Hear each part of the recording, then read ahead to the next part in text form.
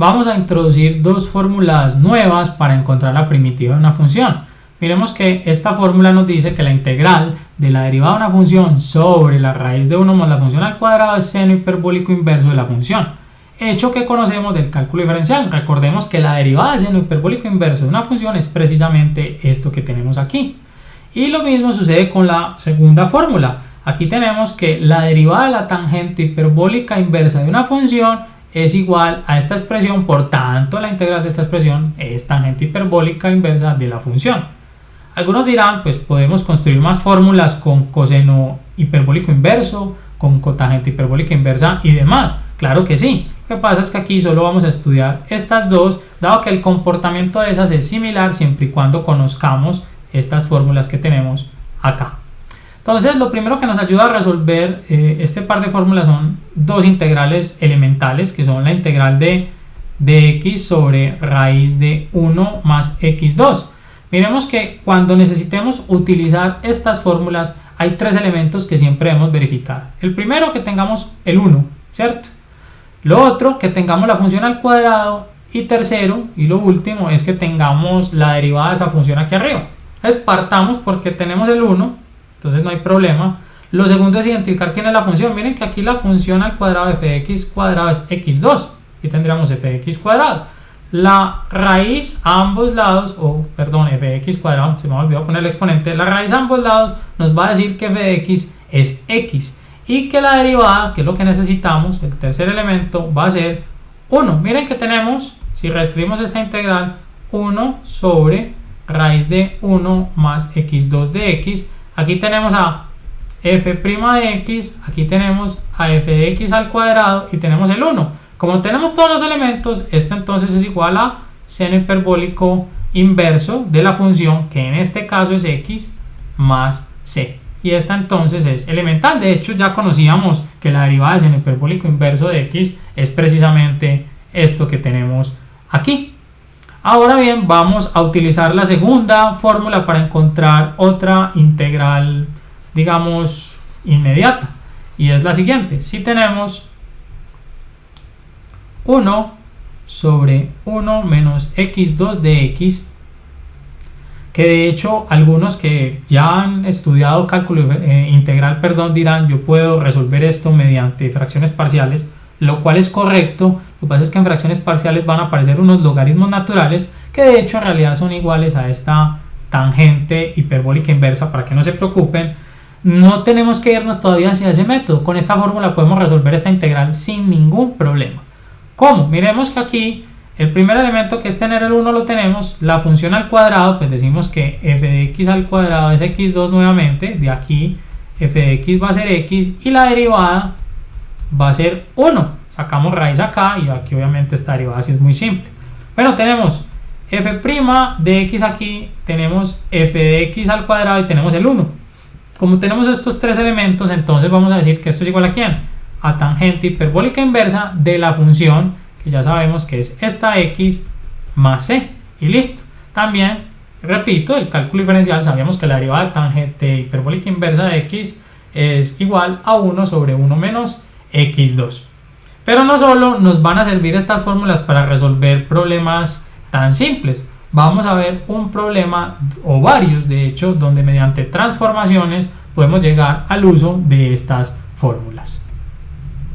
El primero es este. Miremos que aquí la integral de x sobre 1 menos x4 no parece aparentemente pertenecer a ninguna de las dos fórmulas, por lo menos si las miramos así rápidamente.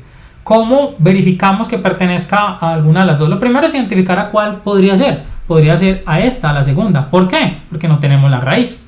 Lo otro es empezar con nuestros elementos. Tenemos el 1, entonces ok.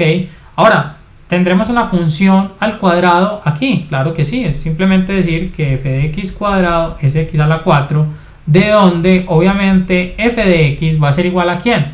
Va a ser igual a x2, porque yo saco raíz a ambos lados. Entonces ya tengo f de x y necesito la derivada. Y la derivada de esto es 2x. Entonces necesito tener 2x aquí arriba. Miren, debería tener 2x1 menos f de x al cuadrado, que es x4. Pero tengo casi todo, pero no todo. Miremos que arriba tengo x y no 2x como debería tener. De hecho, si yo quiero, puedo reescribir esta integral así para que entendamos que aquí tenemos la función al cuadrado, ¿cierto? Miren, tengo función al cuadrado 1 menos y necesito la derivada de x2 aquí arriba y no la tengo porque tengo ese x, pero x es muy similar a x2, a 2x.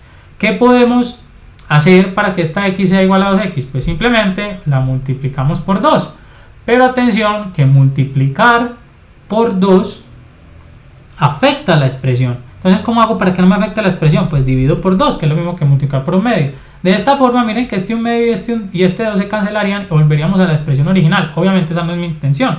Mi intención es que aquí me quede f' de x, aquí me quede f de x al cuadrado y el 1. Entonces simplemente voy a decir que esto es un medio que multiplica esta integral que cumple con esta fórmula que es tangente hiperbólica inversa de la función que para nosotros es x2 y obviamente le sumamos c. Miren que f de x es x2, por eso es lo que ponemos aquí como función. Vamos a ver otro ejemplo. Supongamos que debemos encontrar la integral de dx sobre la raíz de 2 más 3x2. Entonces lo primero, ¿cuál de las dos podría pertenecer ante a este que tiene la raíz? Ahora bien, miremos que no tenemos el 1. Y entonces, ¿cómo hacemos para que aquí exista un 1? ¿Será que puedo hacer una transformación que me permita hacerlo? Claro que sí, yo puedo forzar aquí un factor común 2. Miren, voy a tener raíz de 2 que multiplica 2 dividido 2 es 1 y 3 dividido 2 pues es 3 dividido 2, lo dejamos expresado, 3 medios de x2. Miren que si yo me devolviera con este 2, multiplicado 2 por 1 es 2 y 2 por 3 medios se cancelan los 2 y nos queda el 3. Entonces forzamos este factor común aquí. Y ahora bien, recordemos que si yo tengo raíz de a por b, yo siempre puedo escribir esto como raíz de a por raíz de b. O sea que yo puedo separar esto como raíz de 2 por raíz de 1 más 3 medios de x2. Entonces vamos a escribirlo así, de x raíz de 2 que multiplica a la raíz de 1 más 3 medios de x2. Pero yo inclusive este raíz de 2 no lo dejaría aquí, lo sacaría de una vez por fuera de la integral. Entonces hagámoslo. Vamos a ahorrarnos este paso y saquemos 1 sobre raíz de 2 que multiplica a raíz de 1 más 3 medios de x2. Entonces lo primero es ubicar, digamos, este 1, ya lo logramos, y ese siempre es el orden. Primero ubicamos el 1, luego la función al cuadrado y por último la derivada. Si no, nos vamos a equivocar. ¿Por qué digo que nos vamos a equivocar? Porque si yo hago la pregunta, ¿cuál es la función al cuadrado aquí? Algunos dirían 3x2, y eso es falso porque aquí está este 2. Cuando en realidad la función al cuadrado es esta. Es 3 medios de x2 y la función va a ser en este caso sacar la raíz a ambos lados. ¿Sí ven la diferencia? Si hubiera tomado la función como 3x2 me equivoco porque eso no está forzando a que aquí exista un 1. Cuando aquí hay un 1, la función que yo tengo, recuerden, es 3 medios de x2. Entonces la raíz de 3 medios pues es raíz de 3 medios y la raíz de x pues es x. Y la derivada f' de x es raíz de 3 sobre 2. Ahora, tengo la función al cuadrado porque dije que es esta. De hecho, esa es la parte más fácil siempre. Poner el 1 implica a veces hacer este, digamos, artilugio. Luego la función al cuadrado siempre va a ser lo que está aquí. Y el tema es cómo logro tener la derivada arriba. Miren que la derivada, para que tuviéramos f' de x, aquí arriba, ¿qué deberíamos tener? Raíz de 3 sobre 2. Entonces vamos a introducirlo. Voy a poner aquí raíz de 3 sobre 2. Entonces multiplico, pero recuerden que si estoy multiplicando por esta expresión, estoy afectando la integral original y yo no la puedo afectar. ¿Cómo hacemos para no afectarla? Entonces multiplico por el inverso de este, que va a ser raíz de 2 sobre raíz de 3. Dejemos es igual aquí. Miren lo que dice, raíz de 2 sobre raíz de 3 multiplicado por raíz de 3 medios cancela, atención, cancela precisamente este con este. De forma tal que quedamos con la expresión original. Lo que pasa es que a mí no me interesa cancelar. ¿Por qué no nos interesa cancelar? Porque a nosotros nos interesa que aquí quede f' de x, miren que ahí quedó, arriba, f' de x, que aquí quede raíz de 1, ahí está, más f de x2 al cuadrado, que mírenlo ahí. Como tengo todos los elementos, me quedan raíz de 2 sobre raíz de 3 por 1 sobre raíz de 2, que multiplica ¿a quién? A seno hiperbólico inverso de la función que en nuestro caso es raíz de 3 sobre 2x, esto más c. Y aquí tenemos estos elementos de acá. Miren, esta es la respuesta. Obviamente podemos simplificar esto y racionalizar en el caso de que fuese necesario. Miren, raíz de 2 y raíz de 2 da 1, entonces nos queda 1 sobre raíz de 3 que multiplica este seno hiperbólico de esta función, seno hiperbólico inverso, perdón.